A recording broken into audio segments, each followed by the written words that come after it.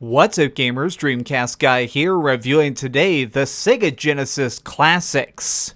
Now, this collection right up front is very, very cool. I have to say that I'm kind of blown away that this is such a big grouping of 50 of some of the greatest things to ever come to the 16-bit Sega hardware. It has stuff like Sonic, Streets of Rage, Golden Axe, Shinobi, really anything you can imagine is probably on this one disc. But not only that, I feel like what's really important here is the added features, because let's be honest, you can get these games anywhere. They're all over the internet, and there's stuff like you've bought these digitally probably before, so I bet you're wondering, why should I get this again? What makes this version of these games so special? Well, first and foremost, I have to say that there's a really impressive amount of added features. The one that really strikes me the most is, it seems like Sega approached a lot of people who make good emulators and bought the rights to them, making it where you can do stuff like actually affect the polygon count. You can use these custom emulators to spruce up and change the visuals of these retro games, increasing the amount of pixels or even making it where everything is smoothed out to sort of make it have sort of a modern charm to it, making it look like a more recent indie game instead of an awesome title from 20 years ago. Now, I know that some people who are really purists aren't going to like this feature, but to me, I think it's kind of cool. I mean, I've beaten these games so many times, it's nice to see them with a fresh coat of paint, seeing something that at least makes them look slightly different, especially stuff like, well, Shinobi. This game has always been gorgeous, but really getting a chance to see the little individual pieces of detail, I kind of really admire it more than I ever did before. But let's talk about this selection, because that's another big aspect of this. What games can you play? Well, I have to say, it seems like the 50 games they've selected are incredibly good. There's stuff like Alex Kidd, Comic Zone, Shining Force, another great one, Landstalker. It's a good mixing of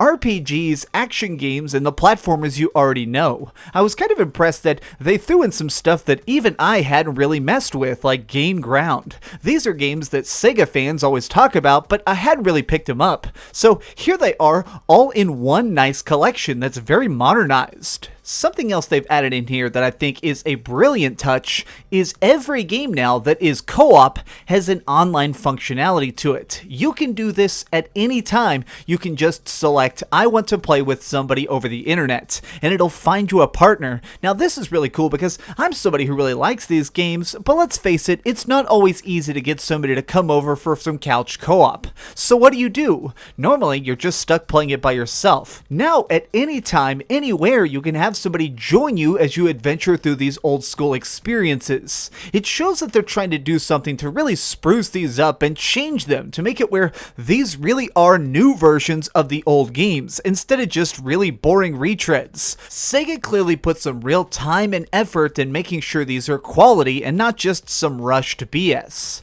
I do have to say, if I had any complaint, it's the fact that I do wish that there were a couple more off-the-wall gems included. This is some very mainline stuff, like Sonic 1 and 2, and we didn't get Sonic 3 or Sonic and Knuckles. Where's the really weird stuff? I would really be happy if they threw in stuff like Castlevania Bloodlines, or something, at least something Contra related. You know, more games like that that are a little bit stranger and a little bit rarer. But this stuff, for what we're getting, is an insanely good price. I really like so much about this. Now, the last thing I really want to touch on is probably the feature that's the most different, and that's the new challenge modes. In the extras menu, there are now some games that have extra bonus features included in them, which are really a way to try and test who is the best of the best at particular games. These are things like trying to beat the first level of Streets of Rage without ever picking up an item, or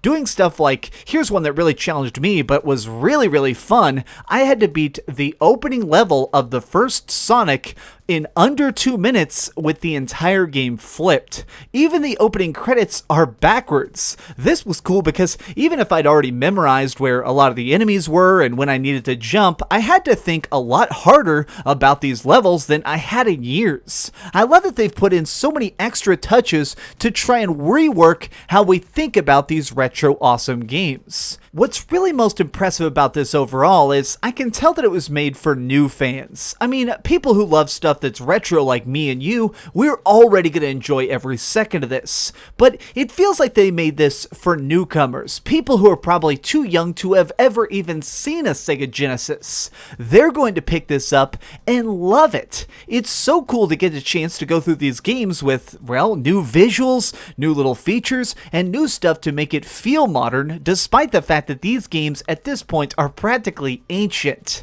If you're wondering if this is for you, absolutely yes. Okay, so we've heard a lot of good and a little bit of bad, but let's go over to the ratings board and put a big number on it. I am giving the Sega Genesis Classics Collection a 9 out of 10.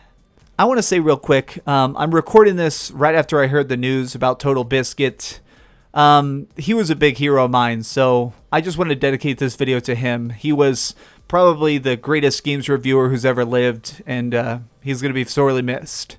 I love you guys a bunch. You really are the people who push me to keep making stuff, so I'm actually going to play this game for fun now. I'm just going to do a little bit of retro Sonic, and I'm going to enjoy today just being alive. We're going to miss you, Total Biscuit. You're the best. This is DreamcastGuy signing out, telling you to have a good day and keep dreaming. Oh, hey, I was just playing a little bit of Grand Theft Auto on my Darth Vader PSP. Are you curious what I'm going to come out with next? Well, if you click this button, you'll be subscribed to be the first to know. Also, if you click over here and here, you can see my latest review and my latest top 10. I promise, it was super good. Or it was really bad, and I'm sure you can just make fun of me in the comments. Either way, it'll be a lot of fun. Thanks so much for watching.